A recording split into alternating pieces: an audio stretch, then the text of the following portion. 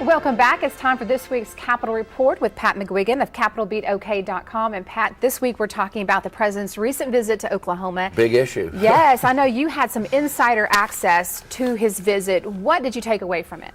Well, I was there with about 70 or 80 of my closest friends, and then had a couple of opportunities for smaller encounters. What I took away from it is I wonder if the president accomplished what he set out to do. I think he may have reached pro-business Democrats and Democrats in the energy industry who were really fretting, and understandably so, over the possibility that the Keystone XL wouldn't go south, let alone going north to Canada. So that might be an accomplishment. I'm not sure he reached all of his Republican critics, but maybe he doesn't need to. We'll see how the campaign folds out. I didn't see as much emphasis on natural gas as I might have expected, although it was certainly there. He set out to talk about his all-of-the-above policies, as he's calling it, which is green energy initiatives, solar and wind, and then being supportive if taking a critical eye to some aspects of the fossil fuels.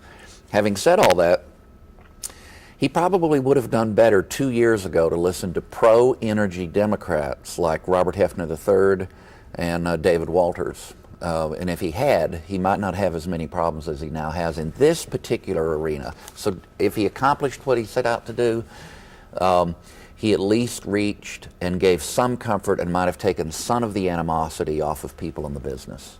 What about highlights of his trip? What did you get from that? For me personally, the highlight was watching him interact with the Airmen at Tinker, and then with admittedly a very selective group of people, fellow Democrats for the most part, on that hilltop near Cushing. But watching him do that, it was entertaining, and it was also engaging. It's getting a lot of play, and I was standing 3 feet away from a woman who reports for the Citizen Potawatomi Nation, and watched her say, "Mr. President, I'm from Hawaii. I was born in the same hospital." He looked at her and he said, "Do you have your birth certificate?" Oh. And I got a kick out of that. I mean, it showed, and he's youthful and vigorous. I don't share his philosophy in all respects. I covered him in 2008 when he came to Oklahoma City, and he looks a little grayer, but still very vibrant and alert guy. Do you think that, because I've heard some people say that this was just a photo op for him? That's an interesting question, and 'twas ever thus, I guess you could say, to use an old expression. To some extent, this is what the handlers now do with politicians, whether or not they want to be handled. Reagan used to buck once in a while against his handlers, and for that matter, so did some of his predecessors. More recently, this has become an aspect of kind of the adversarial age of the media, particularly television, and he took a gentle shot at TV and left out the rest of us.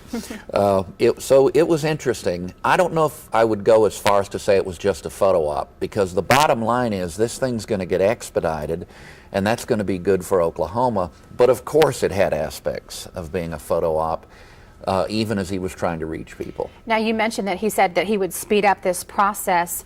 There has been some criticism that perhaps that he didn't need to give his approval for this part of the project. I think that's, in the end result, that might be even true. However, you can't put down too much the acceleration of the process that probably will occur with this. The people from Keystone XL met with a smaller group of reporters, including News 9 and CapitolBeatOK, and told us about the effect this would have. They were down to one permit, but it's U.S. Army Corps of Engineers. They've got everything else they need to get to the Gulf. So they're pretty optimistic they can do this work a little quicker, several months quicker than people have been projecting, and that's meaningful.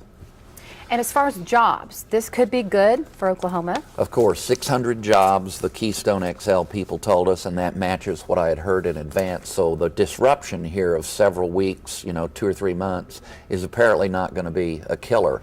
600 jobs directly working on the pipeline in Oklahoma. Another 400 jobs that are indirect jobs, and by that I don't just mean spin-off dollars, I mean supporting the project but working in other aspects of the industry. And then thousands of jobs, many thousands of jobs total from here to the Gulf Coast. Okay, Pat. Well, regardless of how you stand on politics, it was certainly exciting to see all of the just the hoopla of the Yeah, president he's being an in town. interesting man. He is a vibrant, youthful leader. All right, thank you, Pat. And for more on these and other topics, just go to CapitolBeatOK.com. For Pat McGuigan, I'm Kirsten McIntyre. Have a great Saturday.